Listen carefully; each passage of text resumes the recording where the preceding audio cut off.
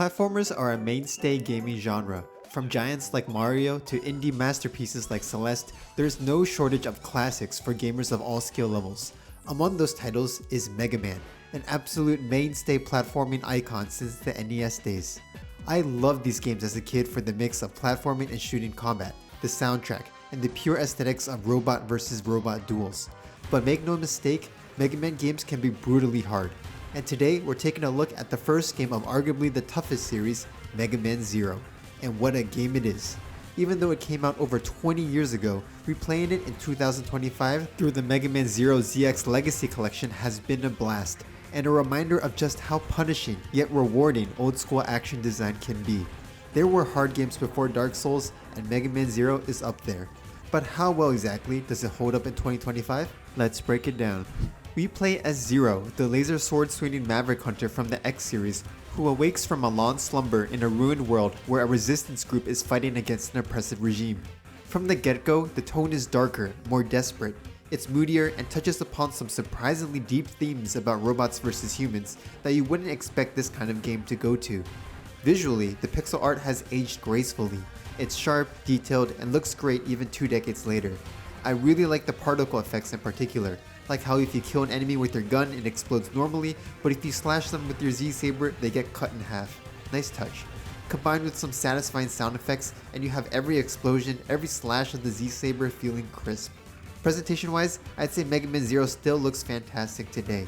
It obviously looks like a GBA game, but with the strong art design and moody atmosphere, I had no trouble getting myself immersed into the world. But how does Mega Man Zero play? Well, I think it plays great. Right away, I want to highlight the controls. The movement is similar to what you know from the Mega Man X games and is just as tight. Movement options like dashes, dash jumps, and wall jumps make for an incredibly high skill ceiling. Zero moves exactly the way you want him to, which gives legitimacy to the challenge as every success and failure is on the player. At least most of the time. Combat 2 is still fun 2 decades later. The hit sounds and particle effects really do a great job at making slashing through enemies feel mechanically joyful.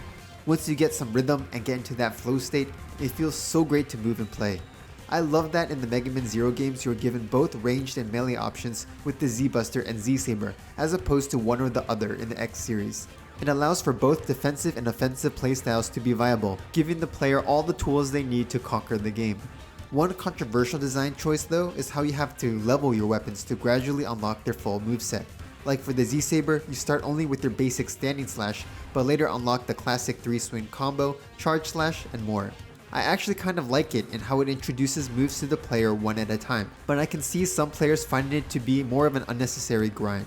Nevertheless, with solid mechanics like this, I can see Mega Man Zero still aging beautifully for more decades.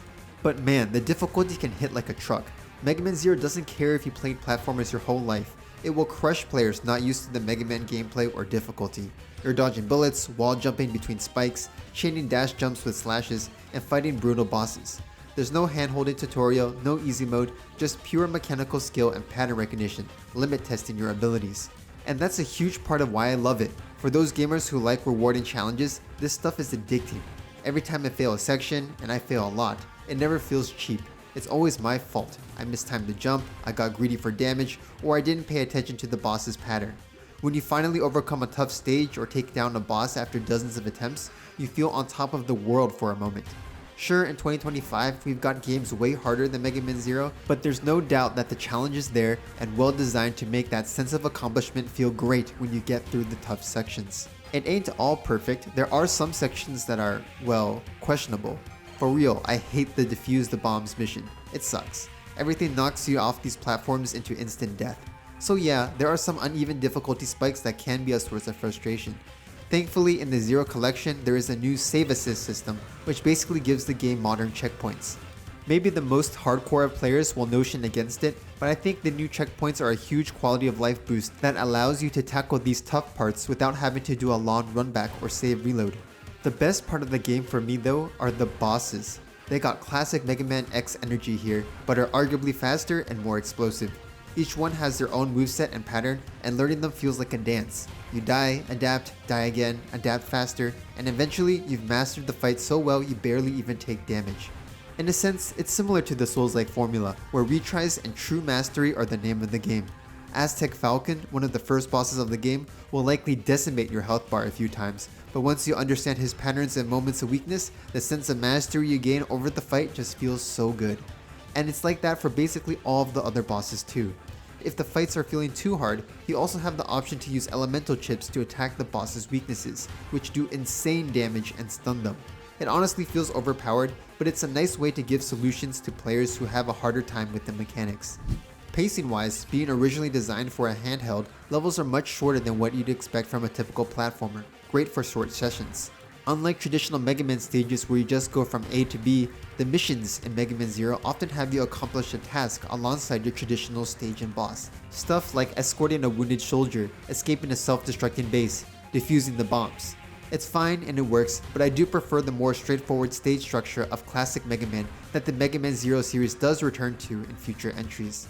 It's a shorter game for sure, especially once you get the patterns down, but man, I love coming back to replay it over the years. I think the first game, and the entire Mega Man Zero series for that matter, is just so mechanically solid that they'll be fun to play no matter how old they get. The Zero Collection breathes new life into the titles by making them readily available and introducing the much welcomed save assist system, so it's never been a better time to try Mega Man Zero if you haven't already. This is a game for players who like older style platforming with some punishing challenge. I'll probably move on to the sequels or replay Mega Man ZX, but man, the first game was still a blast to play. Have you played Mega Man Zero before? Whether you love it, hate it, or lie somewhere in between, leave your thoughts in the comments below. Hey, thanks for watching to the end of the video. If you enjoy commentary on games like this, leaving a like and subscribing would go a long way to support the channel. Thank you and see you in the next one.